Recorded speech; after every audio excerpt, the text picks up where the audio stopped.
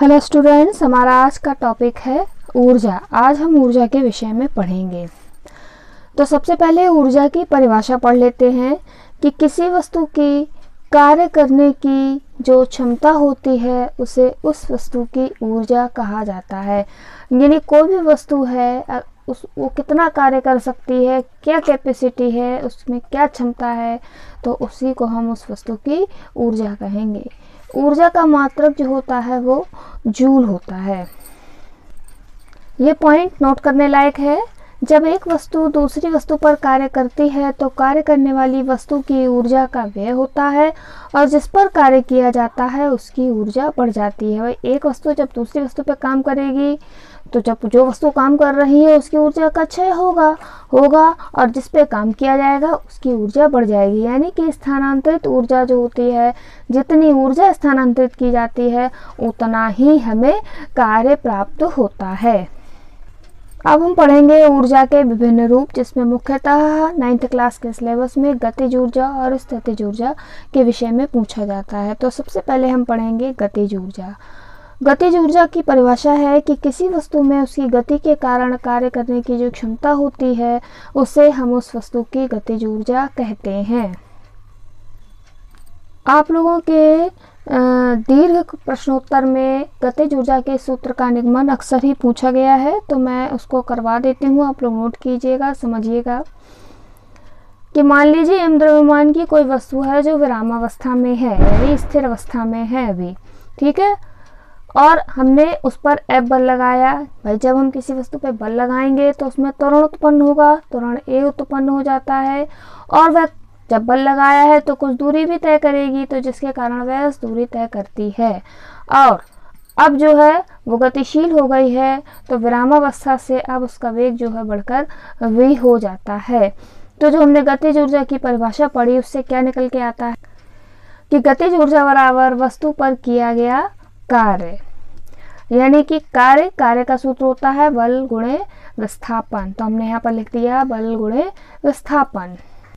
संकेत में लिखेंगे बल को F और विस्थापन को S और हम इसको डाल देंगे समीकरण नंबर 1।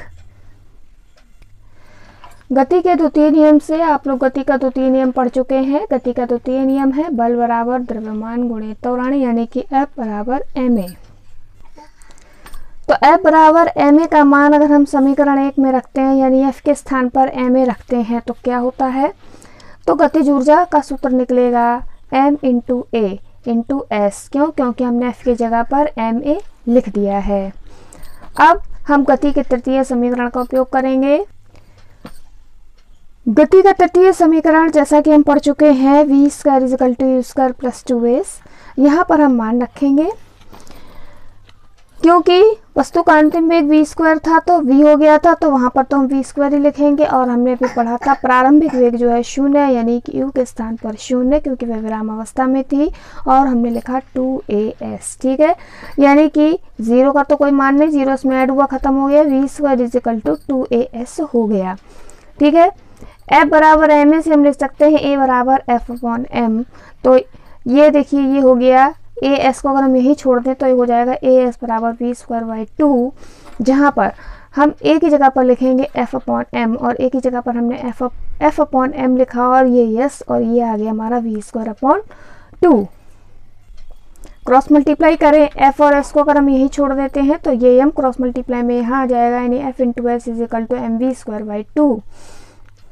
और समीकरण 1 कह रहा है कि जो F इंटू एस है वो गतिज ऊर्जा है, यानी कि F इंटू एस जो है वो गतिज ऊर्जा है। सीधी सी बात, वहां पर हम गतिज ऊर्जा, तो इसका मतलब गतिज ऊर्जा is equal to F into S is equal to half M V square. तो गतिज ऊर्जा का सूत्र निकल कर आता है हाफ द्रव्यमान गुणे चाल का होल स्क्वायर। यही हमारा जो सूत्र है इसका निगमन परीक्षा में पूछा जाता है और इन सूत्रों का उपयोग आगे प्रश्नों में भी होगा, तो आप लोग इसे ध्यान से याद कर लीजिएगा। इसके बाद दूसरा टॉपिक आता है स्थितिज ऊर्जा। किसी वस्तु में उसकी विशेष अवस्था स्थिति के कारण कार्य करने की जो क्षमता होती है उसे हम वस्तु की स्थितिज ऊर्जा कहते हैं। स्थितिज ऊर्जा के विभिन्न स्वरूप में हम 2 स्वरूपों का ही वर्णन पढ़ेंगे जो कि परीक्षा की दृष्टि से इम्पोर्टेंट है। पहला प्रत्यास्थ स्थितिज ऊर्जा प्रत्यास्थ बलों के कारण वस्तुओं में निहित ऊर्जा को प्रत्यास्थ स्थितिज ऊर्जा कहा जाता है। इसको हम एक उदाहरण से समझते हैं कि मान लीजिए कोई स्प्रिंग है, इस तरह से कोई स्प्रिंग है, इसको हम खींचे या दबाएं तो हमें कुछ ना कुछ काम करना पड़ेगा।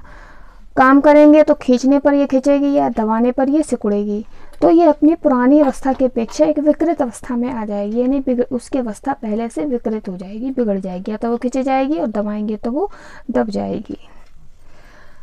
यानी कि जो भी कार्य किया गया वो स्प्रिंग में ऊर्जा के रूप में एकत्र हो जाएगा। हमने स्प्रिंग दबा दी, दबाने के बाद वो सिकुड़ गई, उसमें जो है वो कार्य ऊर्जा के रूप में एकत्र हुई है। और जब हम स्प्रिंग को छोड़ेंगे तो क्या होगा, अचानक से वो अपनी पुरानी अवस्था में वापस आ जाएगी। तो पुरानी अवस्था में जब वो वापस आ जाएगी तो सामान्य अवस्था में आने के लिए हमें उतना ही कार्य प्राप्त होगा जितना कि स्प्रिंग को खींचने या दबाने में किया गया था। दूसरा इंपॉर्टेंट है गुरुत्वीय स्थितिज ऊर्जा। किसी स्थिति में वस्तु की गुरुत्वीय स्थितिज ऊर्जा उस कार्य से नापी जाती है जो उस वस्तु को किसी प्रारंभिक स्थिति से उस स्थिति विशेष में गुरुत्वाकर्षण बल के विरुद्ध लाने में करना पड़ता है। उदाहरण से समझते हैं। गुरुत्वीय क्षेत्र में कोई वस्तु पृथ्वी तल से जितनी ऊंचाई पर होगी उतनी ही ज़्यादा गुरुत्वीय स्थितिज ऊर्जा होगी, क्योंकि अधिकतम ऊंचाई से गिरने वाली वस्तुओं द्वारा अधिक कार्य किया जाएगा। मान लीजिए कि दो वस्तुएं हैं, दो पिंड हैं, एक का द्रव्यमान ज़्यादा है और दूसरे का द्रव्यमान कम है। मान लीजिए m1 है, इसका द्रव्यमान अधिक है, और m2 है, इसका द्रव्यमान कम है। दोनों को कुछ ऊंचाई से अगर फेंका जाता है, समान ऊंचाई से h ऊंचाई से फेंका जाता है, तो जिसका द्रव्यमान अधिक है वो गहरा गड्ढा बनाएगा जमीन में, और जिसका द्रव्यमान कम है वो कम गहरा गड्ढा बनाएगा। ठीक है, ये तो आप सभी समझ सकते हैं। तो ये बात सिद्ध हो जाती है कि हाँ, गुरुत्वीय क्षेत्र में कोई वस्तु पृथ्वी तल से जितनी ऊंचाई पर स्थित होगी उसकी गुरुत्वीय स्थितिज ऊर्जा उतनी ज़्यादा होगी, क्योंकि ज़्यादा ऊंचाई से गिरने वाली वस्तु जो होगी वो कार्य अधिक करेगी, जैसा कि आपने देखा कि वह अधिक गहरा गड्ढा बनाएगी। गुरुत्वीय स्थितिज ऊर्जा की माप किससे की जाती है। मान लीजिए कोई द्रव्यमान का पिंड है जो h ऊंचाई तक उठाया जाता है, तो उस पर जो बल लगेगा वो लगेगा m×g, यानी द्रव्यमान गुणित त्वरण। ठीक है, तो h ऊंचाई तक अगर वस्तु उठाई जा रही तो कितना कार्य किया जाएगा, कार्य बराबर होता है बल गुणे दूरी, और बल का मान जो है वो m×g है, दूरी यहाँ पर h है तो हो जाएगा mgh, यानी वस्तु की गुरुत्वीय स्थितिज ऊर्जा हो जाएगी mgh। इसका भी हम आगे उपयोग करेंगे और इससे भी इस पर आधारित आंकिक प्रश्न भी परीक्षा में पूछे जाते हैं। अगर आपको अच्छा लगा है तो प्लीज़ चैनल को सब्सक्राइब करें और एजुकेशनल वीडियो आपको मिलते रहेंगे। Thank you so much.